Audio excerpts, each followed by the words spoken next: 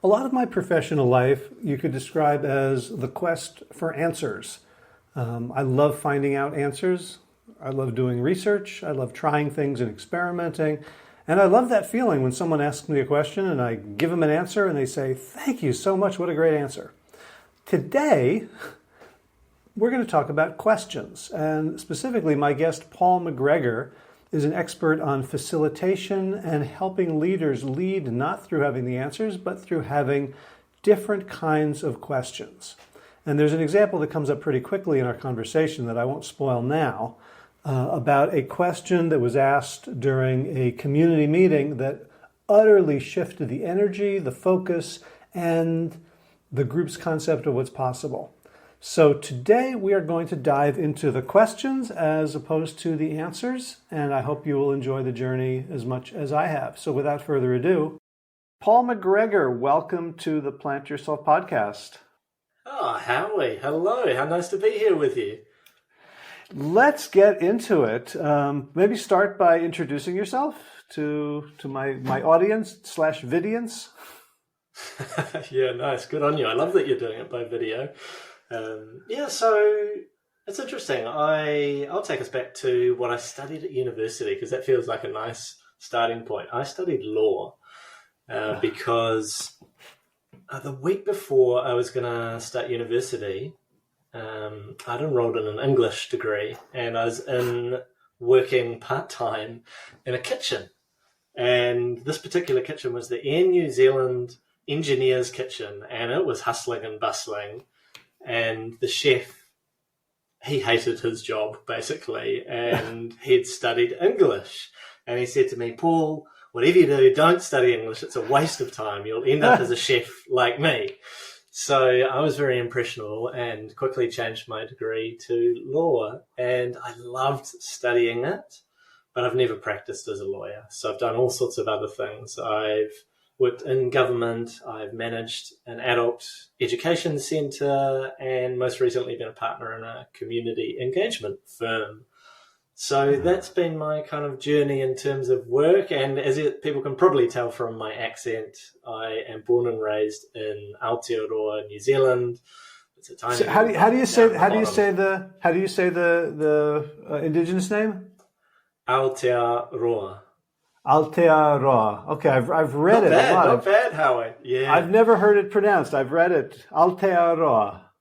Yeah, and it's all right. It comes from the story when Māori were travelling to New Zealand, and I can't remember who it was, but it was one of the female leaders. She saw this long white cloud, and she shouted out, "Ow, ow, te ao, te ao, te Aotearoa," which means the land of the long white cloud. And so that's where the name comes from, because it's just a long, thin country with lots of mountains in the middle.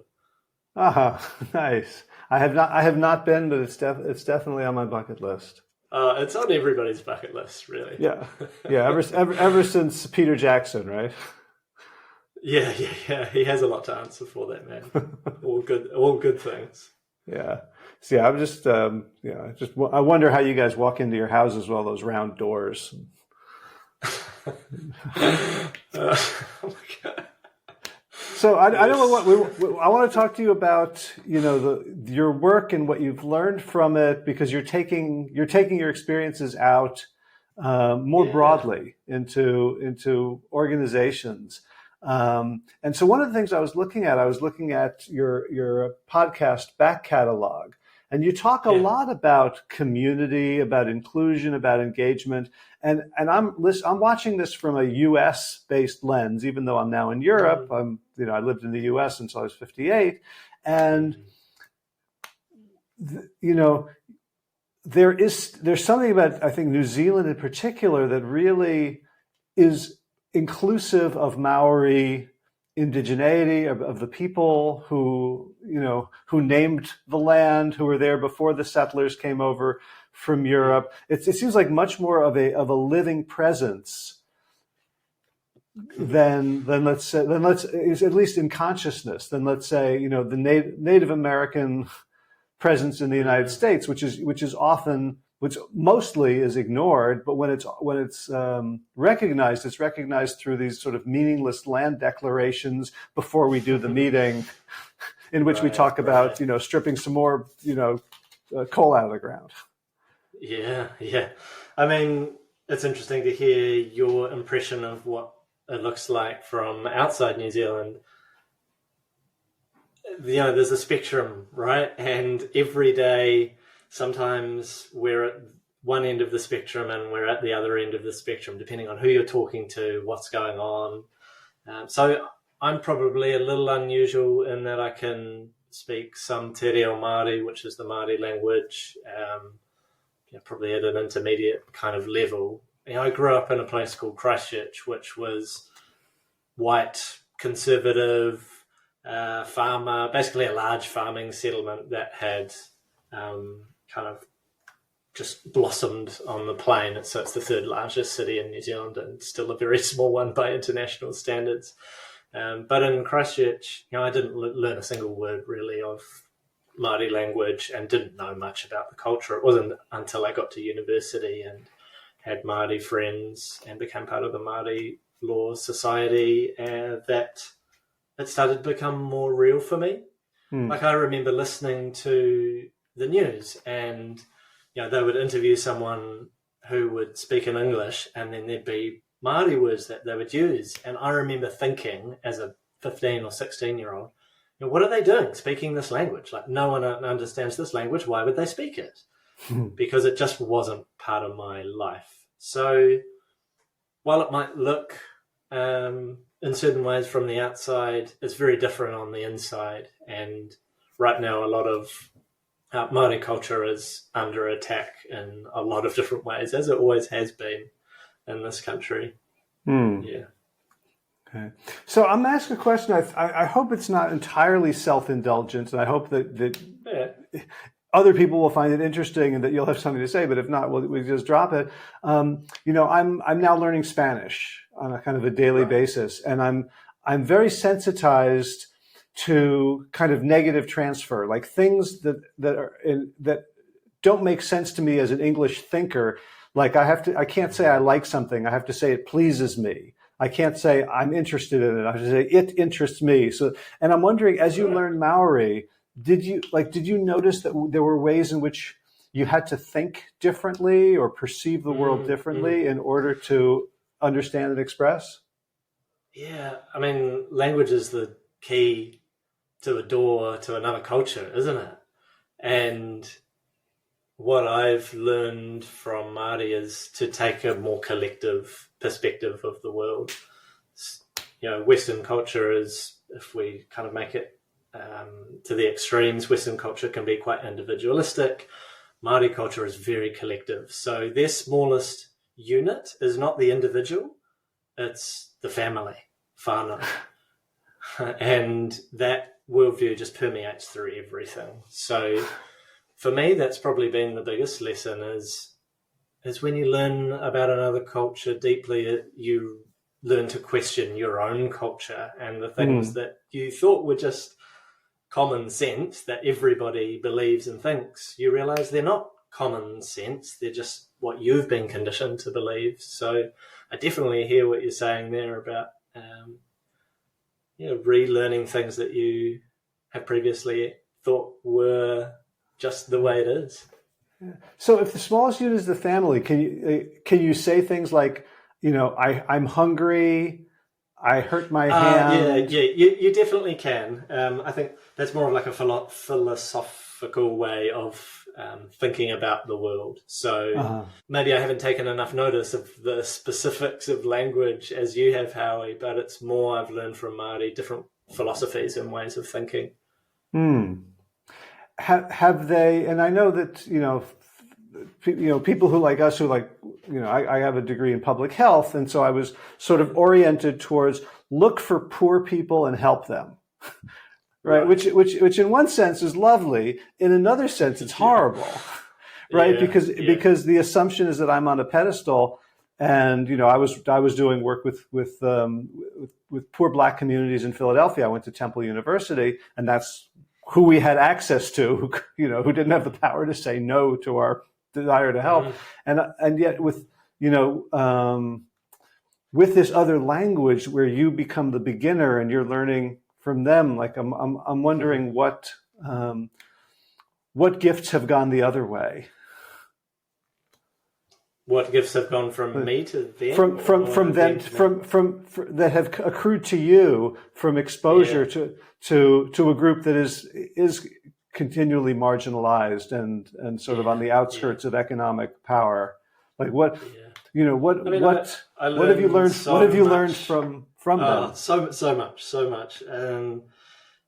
The connection to land is a huge thing that I've learned from spending time with Māori. So one of the first things they teach you in Māori language classes is what's called a mihi mihi or a pepeha, and that introduces yourself by speaking about where you've come from.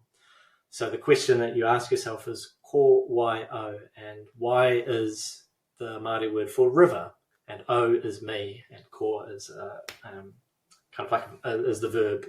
So you're asking yourself, from which waters do I flow? Oh, wow. And so when you come onto marae, which is a Māori meeting house, they have this call and response where the Māori whose marae it is will, call out to their rivers, to their mountains, to their ancestors, to their connection to the place. And then the manuhiri, the guests, will do the same. They will call, and there's this lovely call and response where you're trying to understand, where are you from? And, who are your ancestors? So the mountain is the embodiment of of an ancestor. So it's that's one huge thing I've taken is the land is a very spiritual connection for Māori, and so from that flow all sorts of different ideas and beliefs about how we should live with the land. I imagine embedded in that is a real suspicion of someone who claims to be self-made. Yeah, well, there's a Māori proverb about kumara, and I don't know. Have you ever eaten kumara, Howie? I don't know what it is. I don't think so. Well, we have to get here to New Zealand. We had some kumara chips with dinner tonight, and the kids just loved them. So it's a sweet potato. And there's a Māori saying which basically says the kumara does not speak of how sweet it is.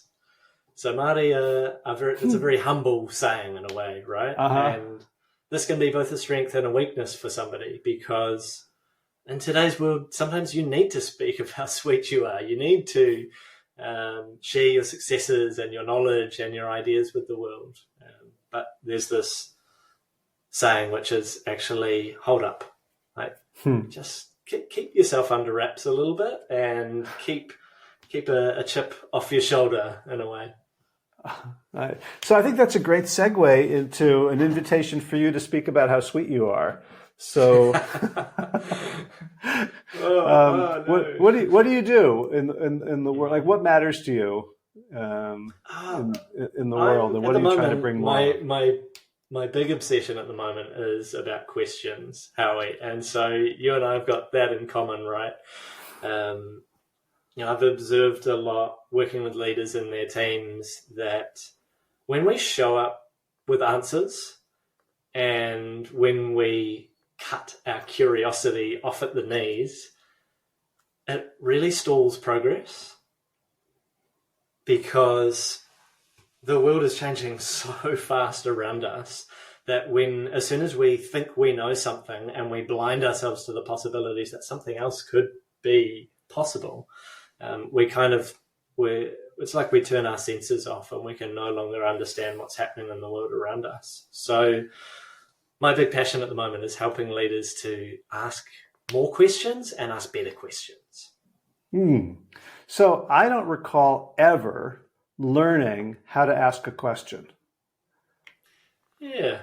How do we, I mean, maybe, like, no, not like maybe No. at a sort of advanced, it was, as I'm talking, I'm like, okay, kind of like when I was, being prepared to do a PhD, they want you to focus on something interesting, but it's more like, but, you know, and so to run a good experiment really is a question, but it was never framed that way. And just in terms of everyday life, like how does somebody learn what a good question is? Yeah, we don't get taught. Well, some professions maybe more than others. I mean, you know, I studied law, and so we learn in law how to ask questions that trap people, not questions that open people up. That's a very different skill. That's asking a question to prove a point rather than to get novel information out of people. So, yeah, I certainly never really learned. You know, some professions might, psychologists, for instance. And yeah, I think that's a huge gap. So when we're in school, we're very much conditioned that our value comes from finding the answers. The answers are at the back of the book. Just turn back there and there they are. And you get graded on your answers. I've got a 5-year-old daughter who's recently started school, and already, you know, 3 or 4 months in, she's being graded, she's being assessed, she's being shuffled into this stream for that and this stream for that. So very early on, you learn as a young person that it's good to have the answer and it's bad to not have the answer. And yeah, we never really get taught. What is a good question? What words do you use? When do you ask different questions? If you ask this, what happens? And so for me, that's just become a real fascination. Uh-huh. So how did you begin to learn that? I think by being exposed to situations that felt completely different to my upbringing and to the education I had, and then scratching my head and going, well, what on earth happened there? A big one for me, I was working at the Ministry of Justice, my first sort of major job out of university, and I was not enjoying it. We had very poor engagement scores. I think 80% of us were disengaged from work, and the turnover rates were really high. And so I was looking around at what else could light me up, and signed up for a youth systems leadership program. We drove to this retreat centre north of Wellington, the capital city, and I remember being in the car with some random person who I'd been paired up with to drive out there, and we were both sort of going, what have we signed up for? What is this thing? Yeah. It's a 3-month-long leadership development program, basically, starting with this 5-day-long retreat. And we get into this beautiful retreat centre, you know, birds kind of chirping, and there's the river running behind it, and it's lovely. And there's this warm welcome, and soon we're sitting in this large circle of people. There's about 30 of us from all around the country, different ages, different colours, different backgrounds. The leaders of this event open things up nicely, and then pass to the first person to introduce themselves, and we're all going to go around and introduce themselves. And the first person speaks for probably 15 to 20 minutes. And I remember sitting there going, oh my God, you know, what the hell am I going to say? And I am nowhere near as amazing as him. He was probably one of the older people there, in his 50s, I would say, at the time. And he'd founded a media company and had done some pretty amazing stuff. So fast forward sort of to the end of that 5 days, and having started this thing going, what on earth have I signed up for? By the end, I was going, how the hell did they do that? Because I had never felt so connected to another group of people before. And I've gone on to start social enterprises and businesses with some of those people. Some of them are clients. I'm probably still in regular touch with 15 of those 30 people. Sometimes, you know, more than I am with family members or with school friends, right? So there was something going on there that just really intrigued me, and I didn't understand what it was. And, you know, for somebody to ask what was a pretty small question, can you please introduce yourself, and to get the kind of response that they did, I was so interested in what was different between that and the kind of meetings that I was having at the time in the Ministry of Justice, where it was, hi, I'm Tim and I work in accounts. Mm. Just two very different worlds that I couldn't Mm. reconcile at the time. Yeah. Yeah. So what I've heard is that the first thing that you did before you could begin to ask a good question was to embrace not knowing, like almost like a wound. Like, oh, we have to feel like we're competent enough to understand the world to, brush our teeth and get in the car and buy food, and all of a sudden something happens, and there's an invitation to say, I don't know what's happening, and it has to be okay somehow. It has to be sort of psychologically safe inside your own skin to say, I don't know what's going on, and that's okay. Those are pretty critical moments, aren't they? Which path do you go down? And I reckon we have those moments so many times every day of, ooh, a gulp, I don't know what to do. Do I accept that or do I deny it? And I don't know about you, but sometimes it feels easier to deny it. Like that's the easier path. We kind of put a whole lot of mental models in front of us to help us feel safe in the world. And we need those. Yeah.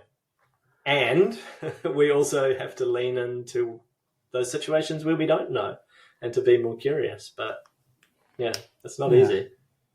So and I certainly can feel the tension, and I feel being in the I don't know space feels, I don't want to say vulnerable, because but sort of something like why don't you want to say vulnerable?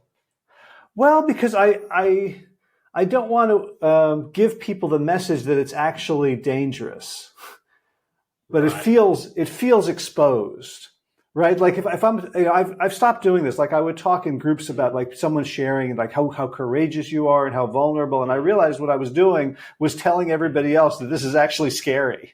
Like the thing I want them to do is scary. So I think linguistically I'm getting away from that. But just feeling like if I feel like I'm going to be attacked, or if I feel like the world around me is unsafe psychologically, I'm much less likely to flip into that open, not knowing intrigue that you talked about. So I'm wondering, is part of your work when you work with leaders and with organizations to create the container in which not knowing is okay? Yeah, because you can't be in that space if you're in a culture or an organization where that's not okay. And a lot of us aren't. A lot of us would feel that the thought of saying, I don't know, makes, we go, oh, people will think I'm stupid if I ask a question. They'll think I don't know my job, that I haven't done the research, or they'll think I'm attacking them if I ask a question because I'm turning it around back on them. So there's all sorts of little barriers that we create in our mind, and some of them are legitimate. Yes, because you might be in a culture where actually you will get some backlash from a question that you ask, and some of those beliefs are not legitimate. They're ones that we are putting in place to keep ourselves safe, which may do more harm in the long run.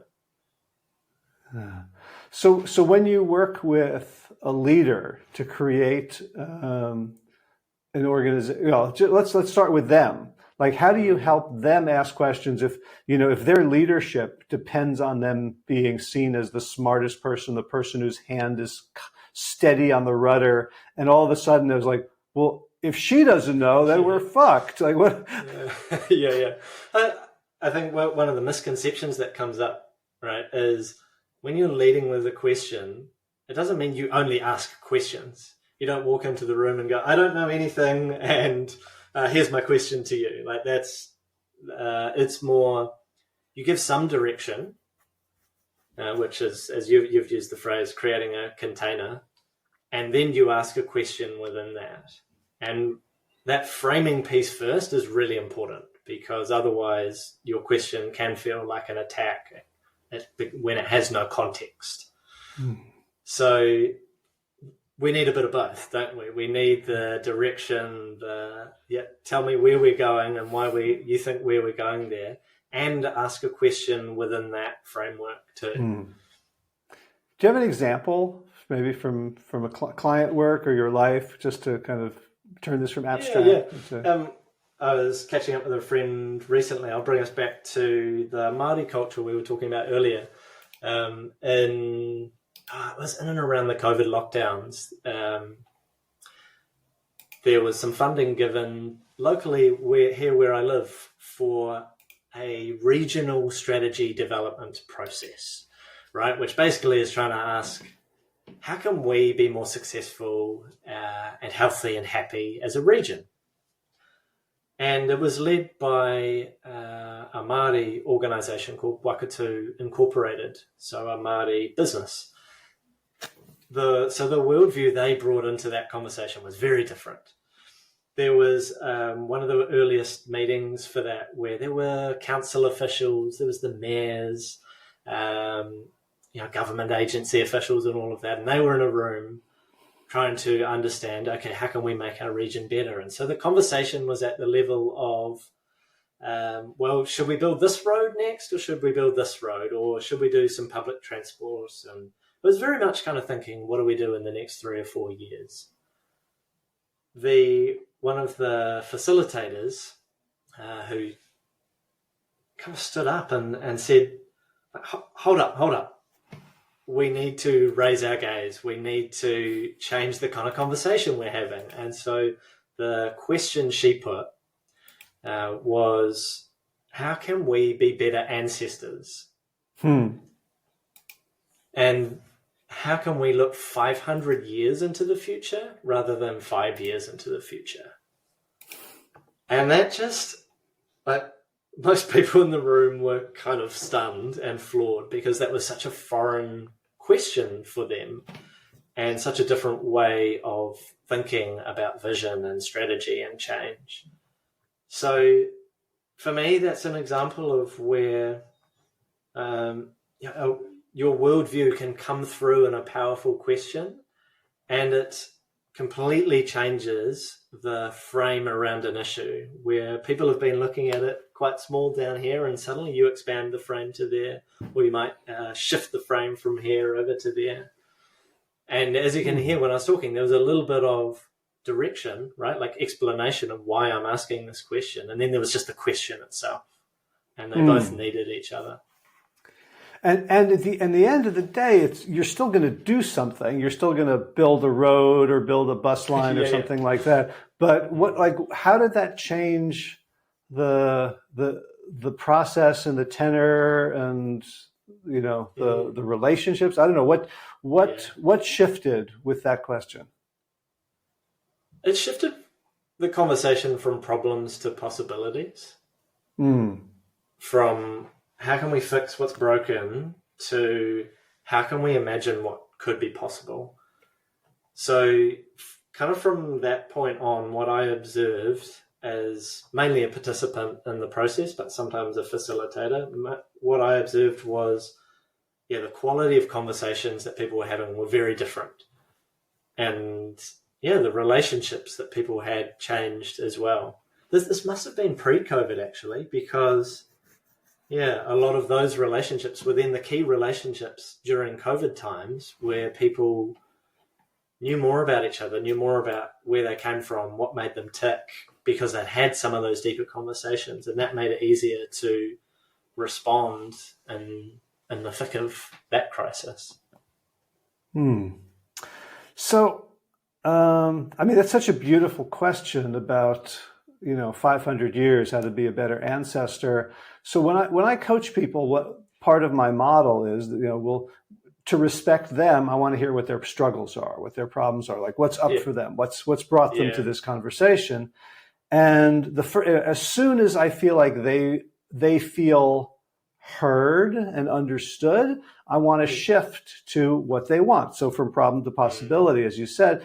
But I feel like my question is very blunt in terms of like not inspiring or subtle enough. And so like I would typically ask, so like, what's the outcome you're going for here?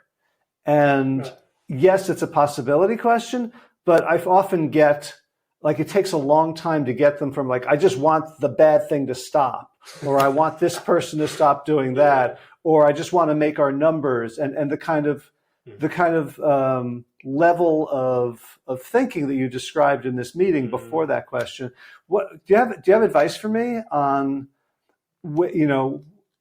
questions to ask, specific words, specific questions, or ways of thinking that can help people break out of it the way the 500-year question did? Yeah, well, as I was listening, what popped into my head was that you've anchored them by asking about the problems in that level of thinking. So you might need a circuit breaker, so you can then anchor them in a different level of thinking. Wow, that was quite a lot of jargon in that sentence. So how can I explain that a different way? I mean, this is something actually that I've learned from sales training, right? Where if I mention the number 1 million to you, and then 4 minutes later I say, oh, my service will be $100,000, you go, oh, okay, it seems reasonable. But if I mention that, if we're talking about $5, and then all of a sudden I say, oh, and my service is worth $100,000, you go, what the? That's outrageous. So kind of the same thing is what I was hearing in that conversation. You've been anchored in very small issues right now, and so that just makes it really hard to then shift up to big possibility thinking. So let me put a question back to you, Howie. What could you do in the middle to create a different, to break that circuit, break that first anchor, and create a new one? So first thing that comes to me is some sort of energetic shift, right? That I would probably ask to do in a bodily sense. Like, great, let's breathe in, and as you exhale, let go of any tension you notice in your body related to that issue. Even like, and honest to God, I've never thought of that. I've been coaching for 25 years. That's the first time that has come up as a tool that I could use for that purpose. So thank you. That's awesome, and I've never thought of it either, Howie. So there's the power of your question, which has opened something up in me that I didn't know was in me, and I was able to bring that out because you thought to ask it. Oh, we are. We're getting kind of meta there. Yeah.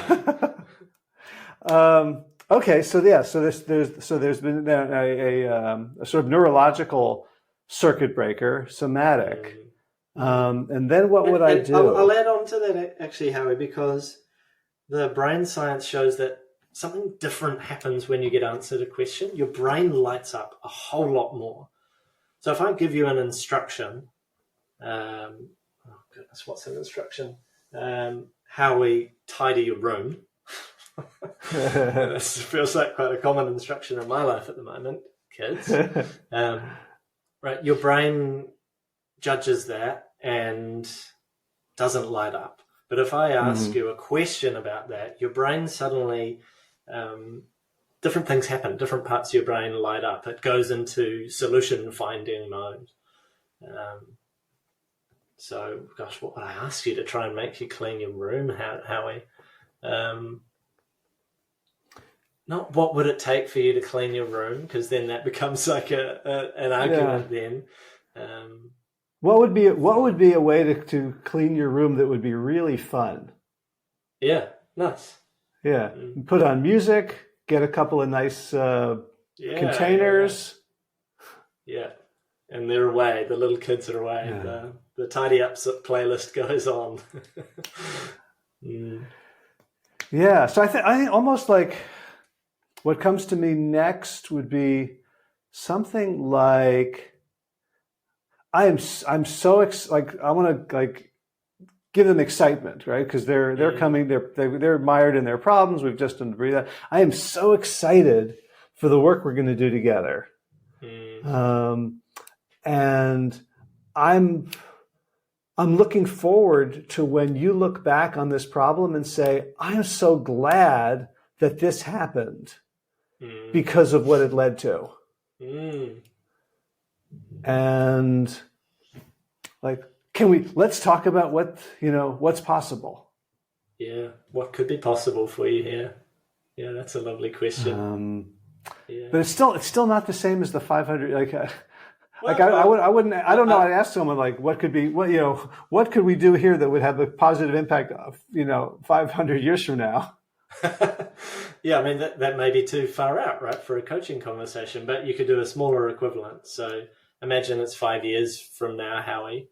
What would you like to be different because of this conversation? Oh, well, that's damn obvious.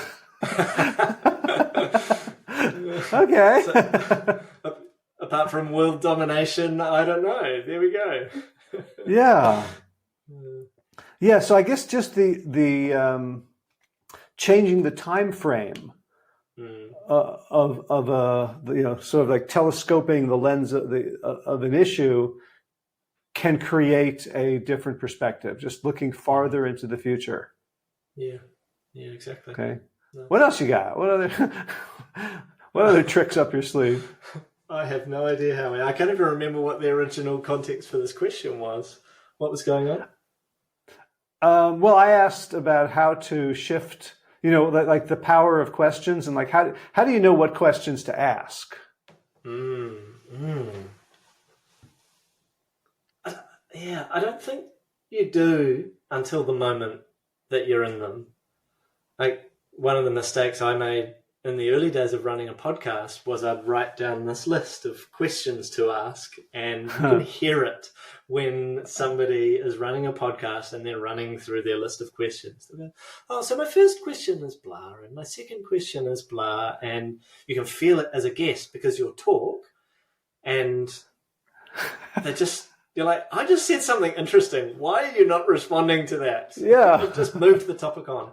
So I think as we get better at questions, we get better at worrying less about the words, worrying less about the perfect question, and worrying more about just staying curious. And I think of this a little bit like a cell phone. So, a cell phone needs battery and it needs a SIM card in it to have network. And you've got to have those on all the time. Otherwise, you can't do anything with your phone. And so that's curiosity for me. It's always got to be on. And, when that goes for me, that's my first signal, is that I might be burning out, or I might be working too damn hard, or trying to do too much, because I stop being interested in why things are happening. Yeah. And so once you've got that, then the questions matter less. Right, your curiosity just comes through, and other people feel that. Yeah, or I was going to say, or that you're working on something that doesn't matter very much. Yeah, that's hard, and can be the reality for a lot of people in organisations where you're doing busy work. Yeah, you're attending 20 hours of meetings a week, and you're working on a project that doesn't light you up. It's certainly not unheard of, unfortunately. Yeah. Yeah. So when you work with, do you work with teams as well as individual leaders? I mean, with teams, a lot of my work is facilitation training. So that's how do I show up and be that person at the front of the room that is guiding a conversation and shepherding people through a process. So that's one way that I work with teams. And then the other is to be the facilitator, because sometimes you need somebody external to come in and ask not dumb questions, but innocent questions. I read an article by Dr. Jason Fox recently, who does some amazing work on play and creativity and how to gamify your work. And he talks about weaponized naivety, which is this idea that when you're an external working with an organization, you can use your not knowing as a weapon, as a helpful weapon. Because when you ask the question that everybody else has been too afraid to ask, you can unlock something that has just been sitting there waiting to be let out. I want to just do a quick shout out to Jason Fox. I've just started reading, like 2 days ago, I started reading his book, How to Lead a Quest. Nice. And so I'm going to put a link to his two books that I know about, because I think he's very good. He writes a fantastic sort of monthly or 6-weekly newsletter, which I always make time for because he's got a very unique style of writing and pulls from lots of different places as well. Excellent. I love, weaponized naivete. I was just brainstorming with a friend of mine, a workshop that I'm planning to run with groups around creating psychological safety, which is kind of a fundamental underpinning for the work that you do. Yeah. And one of the things that my friend suggested was a kind of a paradoxical exercise where you put up the problem and you ask everyone to brainstorm 10 ways to make it worse. Yeah, I love that. I learned that from, there's a wonderful little card deck called Facilitator Cards created by a friend of mine, Meg Bulger. And that's one of her questions is, one of the activities is the opposites activity. And it works every time. People love that, Howie, because we're always pressured to make things better and to be the best version of ourselves at work. And so it's just really nice to be the worst version of yourself and think how things will go wrong. Like one of my favorite connection questions is, what's one dull or uninteresting fact about yourself? And I guarantee you when you ask that, you'll get really interesting answers. And if you ask what's one interesting fact about you, you get really boring stuff. Yeah. Bless right. Then people are trying to curate. Yeah, they'll go, I mean, I came up with that one after attending an antenatal class, and we all got asked, to share one interesting fact about you. And I think my wife, we'd just built a tiny house at that time. And so my wife said, we've just built a tiny house. And so I'm going, well, there's nothing else interesting about me. And I said, we have a dog. Like, boring. Yeah. And everybody else kind of went, I'm an accountant. And then as soon as somebody listed their job, then everybody just went around and said what their job was. But if you ask what's one dull fact, you get some amazing stuff. There's like a universal principle at play there. I think it feels like it's related to what you said about the brain lighting up with questions. That like facilitation. Like, what's the difference between facilitation and leading? I feel like there's something about how to play with how to when you pull, people will pull back. Like, we have a natural sort of resistance. Like, I'm not sure where I'm going, so I'll just leave the question. Like, facilitation versus leading. What are the differences? I mean, I've been exploring that myself for the last year or so, and it depends. Is probably the answer, because there's so many different ideas and definitions of what leadership is. Facilitation, the word comes from facilis, which is a Latin word, which means ease or easy. So for me, it's about bringing a sense of ease to hard things. And that can look like actually being someone out the front of the room who's giving clear direction about what to do next. Well, is that leadership? Yes. So there's this very murky crossover between the two. And I think different skill sets and ways of thinking have developed around each. So, facilitation is more invitational in general. It's about asking, and leadership often is more about telling and let's go this way, let's do this. This is the vision. Mm-hmm. So I think they work really nicely together, and there's this sort of murky middle ground in between them. Yeah. Uh-huh. So when would a leader know that now's the time for facilitation? Like what are the symptoms of a facilitation invitation? Yeah. I mean, we could go back to I don't know. So when the leader like clearly does not have the answer. So for me, right, it's one of the skills of anybody in leadership is to continually be looking outward at context, what's going on in the environment around me, and that's your signal. Then, am I in an environment where we have many potential options, where there's lots and lots of stuff going on, where things are changing every day? Then actually, that's the environment. That's a signal to go. You've got to ask more questions, because this is when you need your people around you to be able to give themselves to this as fully as they can. And when we lead with answers, then it kind of shuts down the conversation. It turns people's genius just down a little notch, because you're saying that actually I'm the genius, I'm the one with the answers. But when we ask the question, then it turns other people's genius up to 11. It allows them to bring themselves and all the little bits of all these different people to bear to the problem or the situation that you're in. So for me, it's context is your answer to should I ask or should I answer? And there's no clear bright line, but something in your belly will be letting you know. And that for me is the art of facilitation, is to listen to your belly, listen to your gut that's telling you to ask the question. Yeah, well, I'm hearing again the curiosity and presence. Yeah, I'd like to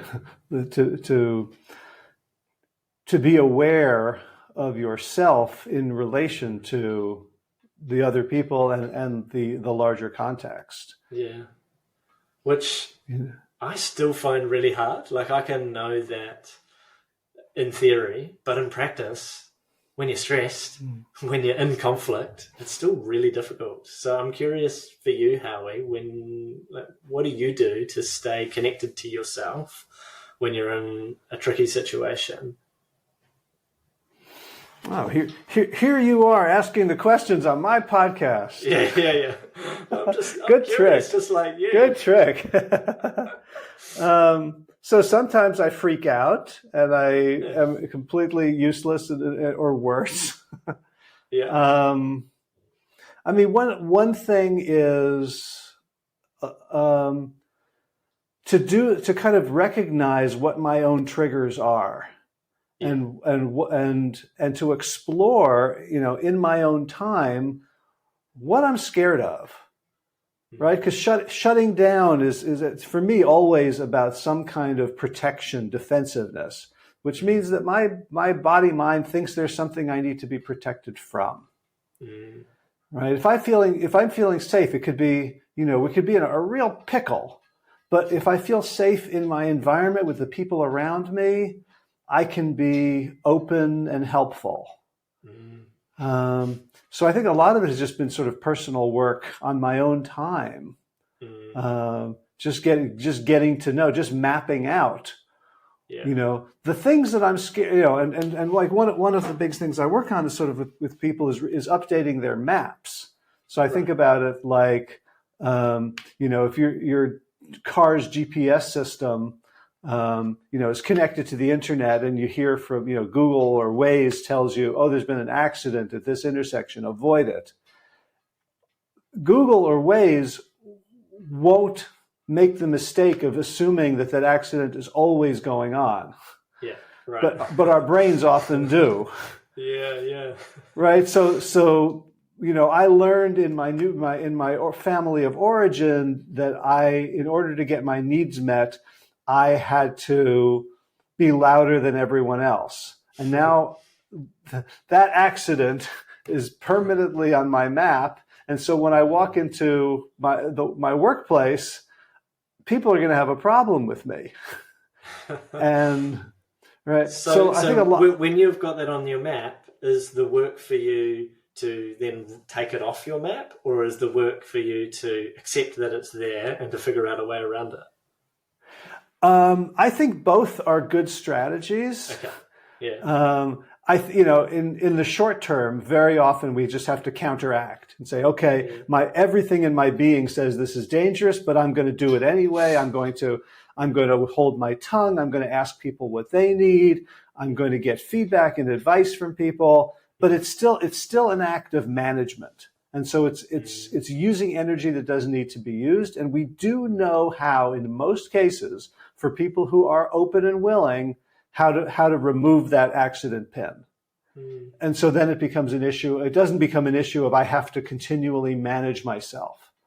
And the reason I like that better, there's a bunch of reasons. One is it's much more efficient, it's permanent, it's free of effort. The other thing I think is related to what you were saying about presence is that if I'm managing myself around the accident that doesn't exist, I'm divided. Yeah. And there's something about being unified that I think helps. Oh, I love that metaphor, Howie. That's a really useful one. And if I look back at all the situations where things have gone really pear-shaped for me when I've been in leadership, it always has come back to me ignoring some fear signal that's come up in my body, and I've tried to I haven't found a route around it, and I haven't even acknowledged that it's there. So we're coming up at the end of the hour that I promised you this would only take. For folks who are listening and are like, I could use more questioning in my organization, in my leadership. Like I could see, who do you work with? How do folks find you? Yeah, sure. Just find me at paulmcgregor.co.nz. And spell McGregor for us. McGregor. All right, paulmcgregor.co.nz. And who do you work with? Like what do you work internationally, just in New Zealand? Or? Most of my work is in New Zealand, but I also work with clients in Australia, and I would love to work with more clients around the world. So feel free to get in touch. Yeah, it's easy to make it happen. All right, so you Zoom and do virtual stuff as well. Yeah, definitely. Fantastic. Well, I really appreciate the foundations of your work in community, in education, in these sort of humble spaces, right? It's not like you haven't come out of NASA or some Silicon Valley unicorn with flashing credentials. You just like worked in humble places with people, using kind of, I dare to say, ancient technologies of being. And it feels like such water for a parched humanity. So I think about my own life and how much better it would be served by more curiosity, intrigue, presence, questions, and as we've seen today, the skills that you've given me and the questions you've asked me that help me to embody those hopefully more fully and more skillfully. So I really want to thank you for the work you do in the world and for taking the time today. Awesome. Thanks, Howie. It's been a whole lot of fun. Cheers. Take care. And that's a wrap. You can find the show notes from today's episode with everything we talked about at plantyourself.com/587. So what's going on? I'm doing more training, more sprints and leg work, and started adding shoulder stuff to bulletproof my body as I get ready for the Grass Ultimate Tournament next month in Burgos. Also played paddle this morning. Played paddle this morning. Had a lot of fun. It's getting hot here, so make sure I got to drink a lot of water. And this is the festival season coming up in Sitges, so going to be getting some fireworks this weekend. Oh, and tomorrow, if all goes well, Mia and I are going to the Springsteen concert in Barcelona. One of the nice things about living here is that concert tickets tend to be a lot cheaper than in the U.S. I know someone who who flew to Madrid for Taylor Swift, and I think including the airfare was cheaper than seeing her in the States. And last time I checked, which was 2 days ago, there are still tickets available for Springsteen. So if anyone's listening to this and has a hankering, you can go to the Springsteen's website, click through to the Barcelona Stadium, and might see you there. If anyone's from New Jersey, we could have a Jersey reunion. So I guess that's about it for this week. Look forward to talking to you again. I've got 5 episodes in the can, so I can tell you now I've had some just wonderful, amazing conversations that I'll be sharing over the next several weeks. And it'd be awesome if you could let one person know about the podcast, someone who you think would benefit even from a single episode. They don't have to subscribe to the whole darn thing, but to help spread the word about the amazing people who are doing such amazing work in the world that I feel so privileged and lucky and honored to be able to talk with. So that's it for this week. As always, be well, my friends. All right, time for thanks. Thanks to Will Ridenauer for allowing me to use his beautiful song Sabali Dawn, the Dance of Peace. You can find more of Will's music at his website, willridenauer.com. And of course, thanks to all of you Plant Yourself podcast patrons. Kim Harrison, Lynn McClellan, Brittany Porter, Dominic Maurer, Barbara Whitney, Tammy Black, Amy Good, Amanda Hatterley, Mary Jane Wheeler, Ellen Kennelly, Melissa Cobb, Rachel Behrens, Tina Scharf, Tina Ahern, Jen Filikanovsky, David Bizek, The Mysterious Michelle X, Elsbeth Feldman, Leah Stoller, Alan Christensen, Colleen Peck, Michelle Landry, Josina, Sarah Durkis, Kelly Cameron, Janet Selby, Claire Adams, Tom Franzek, Jeanette Bennett, Gila Sert, David Donahue, Blair Cyber, Dorona Vizov, Gio and Carolyn Argentati, Jody Friesner, Misha Rosen, Michael Warbeck, Aviva Lael, Alicia Lemus, Val Linneman, Nick Harper, Bandana Chawley, Molly Levine, The Inscrutable Harry R., Susan Laverty, The Panda Vegan, Craig Kovic, Adam Scharf, Karen Burry, Heather Morgan, Nigel Davies, Marion Blum, Teresa Koppel, Julian Watkins, Breed O'Connell, Sharon Hirschman, Linda Ayat, Holm Hedegaard, Isa Tuzinwa, Connie Hainline, Aaron Greer, Alicia Davis, Heather O'Connor, Carolyn Jensen, Sherry Olakoski of Plant Powered for Health, Karen Smith, Scott Marani, Karen and Joe Crabtree, Kirby Burton, Teresa Carell, Kevin McCauley, Elizabeth Rothschild, Ann Jesse, Cheryl Dwyer, Jenny Hazelton, Peter W. Evans, Dennis Bird, Darby Kelly, Laurie Fanny, Linnea Lundquist, Emily Iconelli, Levy Wallach, Rosamund McAtee, Dan Picorni, Stephen Leenan, Patty DiMartino, Mike and Donna Kartz, Deanne Bishop, Bilberry Elf, Marjorie Lewis, Tricia Adams, Nancy Sheldon, Lindsay Bayshore, Gunmarie Hagan, Tracy Gullidge, Laura Heaton, Meg from Mama Says, Stacey Stokes, Ben Savage, Michael Kay, David Hughes, Connie Rogers, Claire England, Sally Robertson, Paranganchi, Amy Daly, Brian Tourville, Mark Jeffrey Johnson, Josie Dempsey, Karen Schmidt, Pamela Hayden, Emily Perryman, Allison Corbett, Richard Stone, Lauren Vaught of Edible Musings, Aaron Hasty, Sean Owen, Sagar Naik, Erica Piedra, Danielle Roberts, Michael Lushton, Sarah Johnson, Catherine Floyd, for your generous support of the podcast. That's it for now. As always, be well, my friends.